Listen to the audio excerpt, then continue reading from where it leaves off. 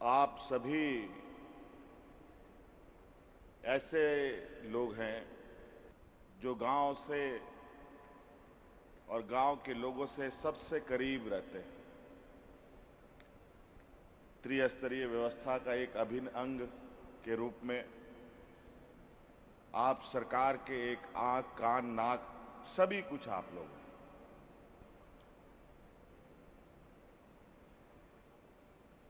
आपकी कार्यकुशलता से ही राज्य का समग्र विकास की जो रास्ते हैं उस रास्ते को तय किया जा सकता है। और मैं हमेशा ये कहता हूं कि राज्य तभी विकास करेगा जब हमारा गांव विकास करेगा।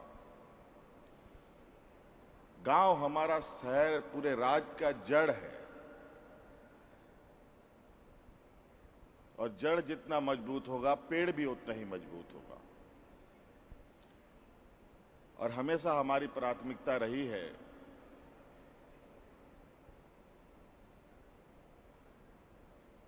कि गांव मजबूत हो, गांव के लोग मजबूत हों, बूढ़ा, बुजुर्ग, किसान, महिला सभी के चेहरे में मुस्कान हो।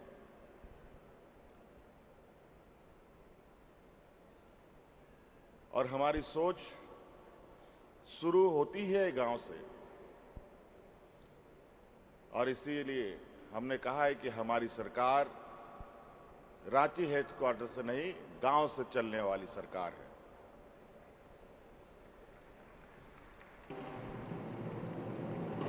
आज अलग अलग चरणों में आप लोगों ने देखा कि किस तरीके से पदाधिकारियों को हम लोगों ने आपके पंचायतों तक पहुंचाया। आपके पंचायतों में कैंप लगे, विभिन्न चरणों में आपकी समस्याओं का समाधान पंचायत स्तर पे, गांव स्तर पर करने का हमारा प्रयास रहा और ये निरंतर चलता भी रहेगा। कई ऐसे सुदूरवर्ती ऐसे भी जगह हैं जहां सड़कें भी नहीं है, नदियों से घिरा हुआ गांव, पुल भी नहीं है। पगडंडियों से चलकर, कोई ट्रैक्टर से चलकर, कोई मोटरसाइकिल से चलकर, कोई बैलगाड़ी से भी चलकर के आपके गांव तक पहुंचने का प्रयास किया। और हमेशा से ये शिकायत आती रही है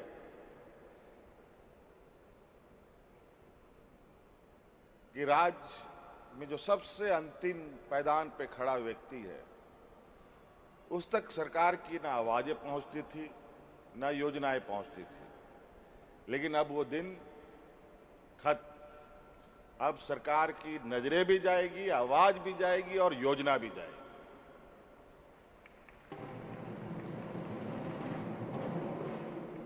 और इसको वहां तक पहुंचाना, उस आखिरी व्यक्ति तक पहुंचाने का जो माध्यम है वो आप सभी। आपके बगैर हमारी वहां तक पहुंच भी बहुत कठिन है।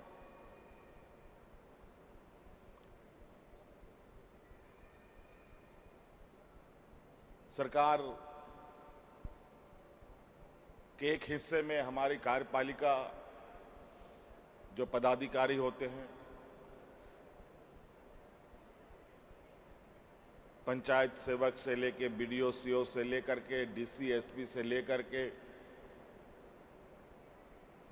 विभाग के सचिव से लेकर के मुख्य सचिव तक होते हैं। इनका भी एक पूरा एक व्यवस्था बना हुआ है काम करने का। और उसी प्रकार अब हमारा एक जनप्रतिनिधियों की भी व्यवस्था पंचायत से लेकर के मुख्यमंत्री तक बन के तैयार है। बस एक ही काम करना है, आपको हमको एक साथ चलना होगा।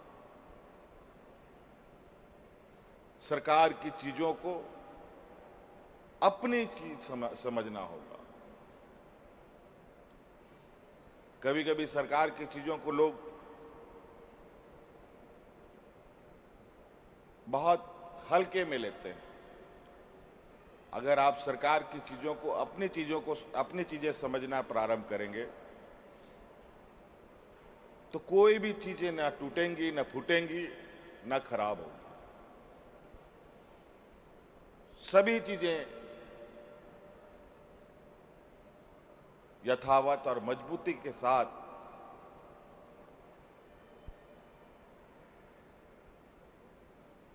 राज्य की जनता के लिए खड़ा रहेगी। आज यहां पुरस्कार दिया गया आपको विभिन्न कार्यों के लिए, और ये सरकार का एक संवेदनशीलता भी है कि जो अच्छा काम करे उसको निश्चित रूप से सराहना चाहिए, सम्मानित करना चाहिए।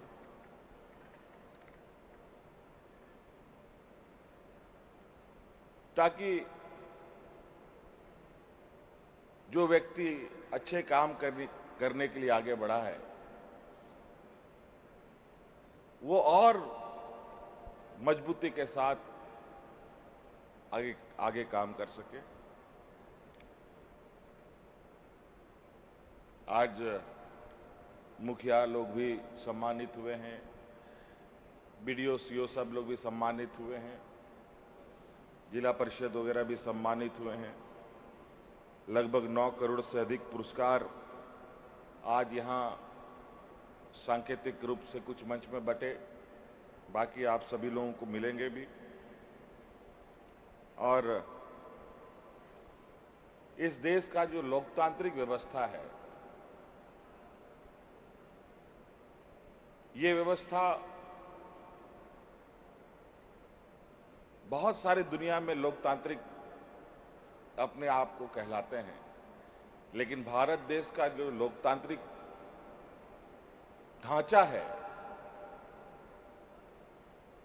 वो गांव से ही शुरू होता है।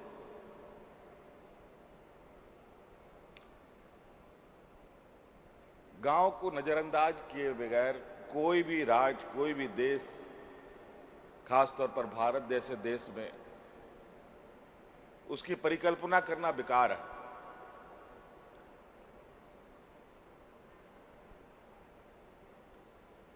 हमें वो भी दिन याद है यहां पर जब इस राज्य में डबल इंजन की सरकार होती थी, और हमने देखा है वो मंजर कि जब लोग हाथ में राशन कार्ड लेकर के भाग भाग करके मरा था। लेकिन आज ऐसा क्या हो गया कि विगत 6, 7, 8 सालों में एक भी व्यक्ति भूख से नहीं मरा।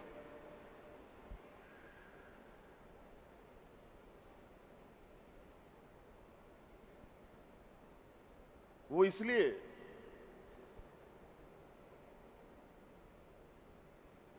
कि सरकार की एक जिम्मेवारी है कि किस तरीके से अपने राज्य की जनता जो एक जिम्मेवार सरकार बनाने का संकल्प लिया, उस जिम्मेवारी को हम लोग हर संभव प्रयास करते हैं। कोविड का इतिहास आप सबको मालूम है। कोविड में किस तरीके से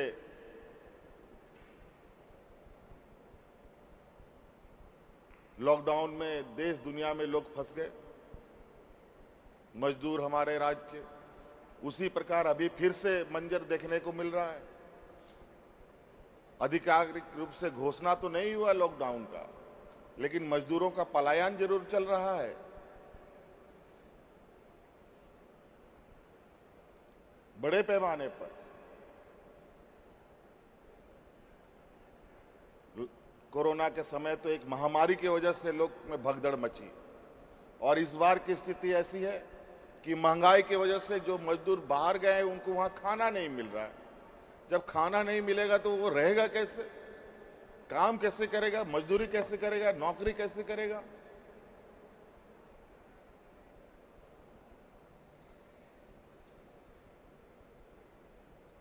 तो कहीं ना कहीं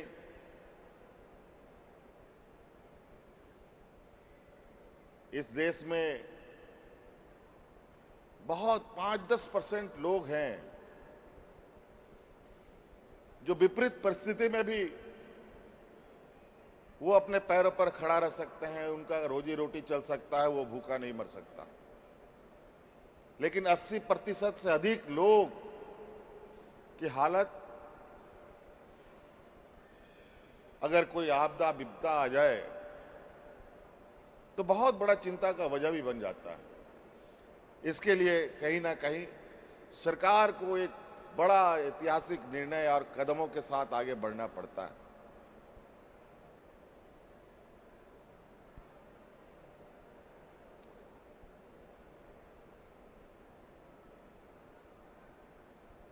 इसीलिए आज आप सब लोगों को, चूंकि आप सब लोग जिम्मेवार लोग हैं, गांव में कौन सड़क होना चाहिए, कौन पुलिया होना चाहिए, पहले नल बनना चाहिए कि क्या बनना चाहिए,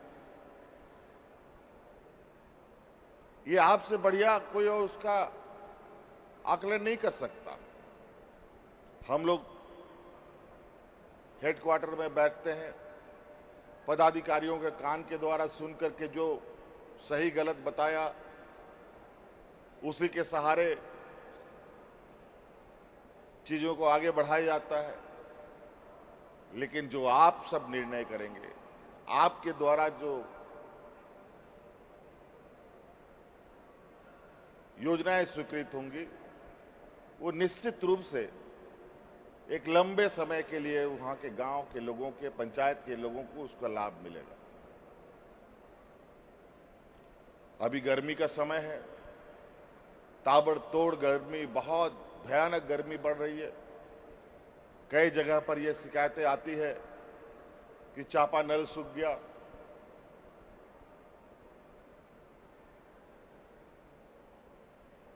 अब वो सारी चीजों को आप सबको देखना पड़ेगा। आज बड़े पैमाने पर हम लोगों ने पैसों का भी हस्तांतरण गांव के स्तर पर किया है।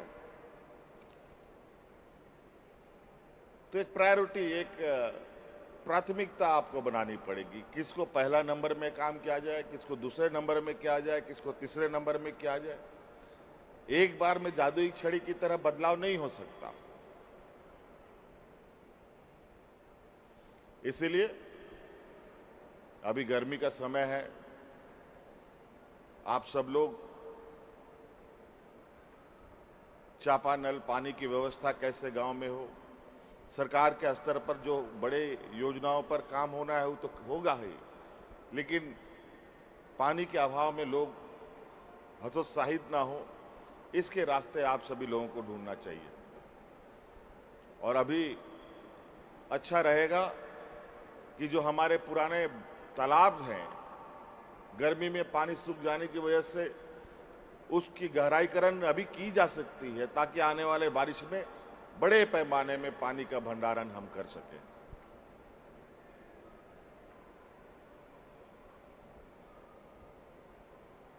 और हमने पहले योजना भी चलाया था।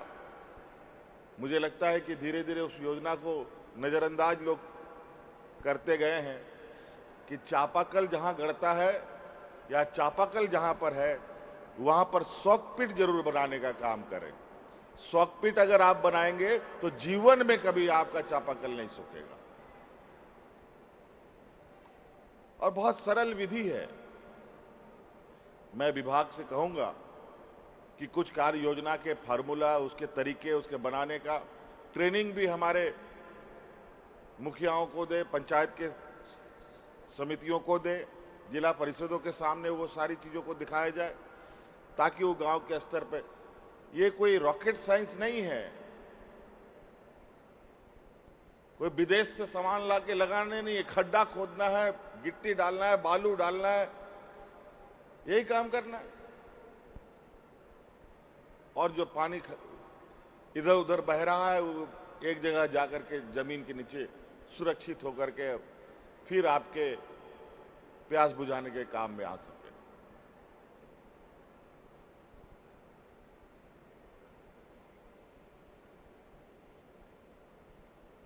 तो इसी तरीके से और बहुत सारी कार्य योजना, और आप लोग अपने गांव में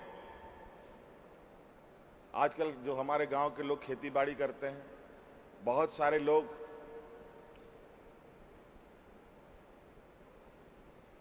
मौसम के भरोसे खेती बाड़ी करते हैं और बाकी समय मजदूरी या तो दूसरे राज्यों में चले जाएं या फिर दूसरे के घर में मजदूरी करने चले जाएं।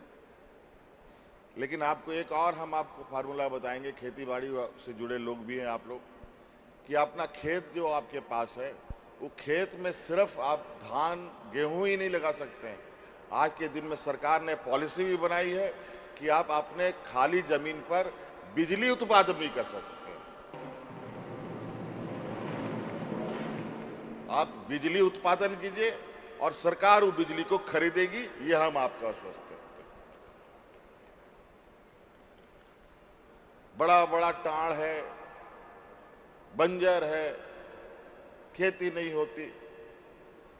हालांकि बंजर खेती पर जहां पानी नहीं जाता है वहां पर हम लोग पानी पहुंचाने के लिए अभी लिफ्ट इरिगेशन का कंसेप्ट को भी हम लोगों ने शुरू किया है।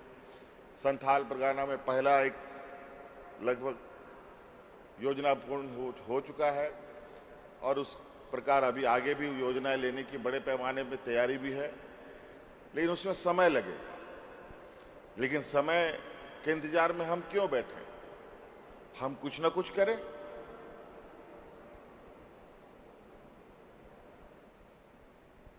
सामूहिक रूप से ग्राम सभा कर गांव में जितना जमीन है, अगर सभी जमीनें में सोलर प्लांट लगा दिया जाए तो आपको खेती बाड़ी करने का जरूरत नहीं है। वो बिजली से ही इतना पैसा आ जाएगी कि आपका 12 महीना घर चले। और सरकार इसके लिए प्रोत्साहन भी करती है। तो कई ऐसी चीजें हैं। मैं विभाग से कहूंगा कि आप ग्रामीण स्तर पर गांव के लोगों को उसी के अनुरूप कार्य योजनाओं को बनाकर उन्हें ऑडियो वीडियो विजुअल बना करके उनके सामने उनको दिखाएं, उनको समझाएं, ताकि वो और बेहतर तरीके से काम कर पाएं। तो इसलिए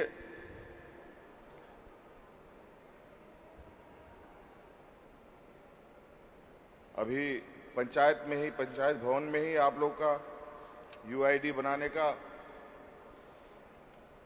UIDAI ये सब बनेगा। उसके लिए भी यहाँ आज एक हस्ताक्षर हुआ है। आपको अब इधर उधर जाने की आवश्यकता भी नहीं पड़ेगी। इसलिए आप सभी लोग, जैसे हम लोग चुनाव जीत के आए हैं, लगभग आप सभी लोग भी चुनाव जीत के आए हैं। मेरी शुभकामनाएं ये हो कि आप लोग फिर से चुनाव जीत के आए। लेकिन ये तभी संभव है जब हम लोग कुछ काम करें, लोगों के जो हमारी एक जिम्मेवारी है उस जिम्मेवारी को निर्वहन करें। अभी हम लोग ऐसी व्यवस्था कर रहे हैं कि पंचायत स्तर तक में हम लोग संपर्क हम लोगों का बना रहे। ऐसी कुछ व्यवस्थाएं भी हम लोग तैयार कर रहे हैं, क्योंकि संपर्क टूटने से बहुत कुछ टूट जाता है। संपर्क बना रहता है तो सब कुछ ठीक ठाक चलता है।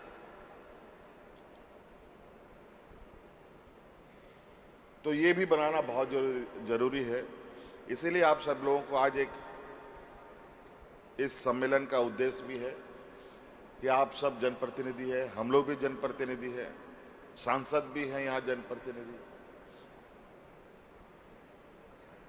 आप लोगों के लिए विभाग के द्वारा कई सारी कार्यक्रम को चलाया जा रहा है और आपको जो उपलब्ध जो आपका बजट है उस बजट को भी आप कैसे खर्च करेंगे, इस संदर्भ में भी मैं चाहता हूं कि विभाग इसका स्पष्ट मार्गदर्शन के साथ जनप्रतिनिधियों तक पहुंचाए। तो और बहुत ज़्यादा नहीं कहने की आवश्यकता है। आप लोगों को इस सम्मेलन में आने के लिए बहुत बहुत शुभकामनाएं। और आपको इतने सारे सरकार के द्वारा जो संसाधन उपलब्ध किए जा रहे हैं, मैं आशा नहीं पूरी उम्मीद करता हूं कि हमारे गांव की हालत लगातार बेहतर दिशा की ओर बढ़ेगा, ताकि गांव में जो छोटे मोटे समस्याएं हैं एक बार में तो नहीं खत्म होगा, लेकिन धीरे धीरे खत्म की ओर आगे हम लोग बढ़ेंगे। इन्हीं बातों के साथ आप सब लोगों का बहुत बहुत शुक्रिया, धन्यवाद, जोहार। बायोम इंस्टीट्यूट नीट की तैयारी के लिए एक भरोसेमंद नाम। यहाँ अनुभवी फैकल्टी, स्मार्ट क्लासरूम और बेहतरीन टीचिंग मेथड से स्टूडेंट्स को मिलती है मजबूत तैयारी। यहाँ हर स्टूडेंट को मिलता है पर्सनल गाइडेंस और डाउट क्लियरिंग का पूरा सपोर्ट। नीट 2027 और 28 के लिए फेज 2 बैच 30 अप्रैल से शुरू हो रहा है। आज ही बायोम इंस्टीट्यूट से जुड़े और अपने डॉक्टर बनने के सपने को दे सही दिशा। बायोम इंस्टीट्यूट सिर्फ मेडिकल प्रिपरेशन का संस्थान। रॉयल इंडिया में आपका स्वागत है। भारत के सबसे विश्वसनीय सोलर मोटर पंप और MPPT कंट्रोलर निर्माता। रॉयल इंडिया का high performance movable trolley solar water pumping system प्रस्तुत है। बेहतर दक्षता के लिए डिजाइन किया गया और आसानी से ले जाने योग्य। सरकारी परियोजनाओं के लिए अनुमोदित देश भर के कॉन्ट्रैक्टर्स और एजेंसियों की पहली पसंद। MNRE द्वारा अनुमोदित, उल प्रमाणित, उद्योग मानकों के अनुरूप स्वदेशी उत्पाद। सार्थक ऊर्जा समाधान के लिए हमारे साथ साझेदारी करें। आज ही संपर्क करें।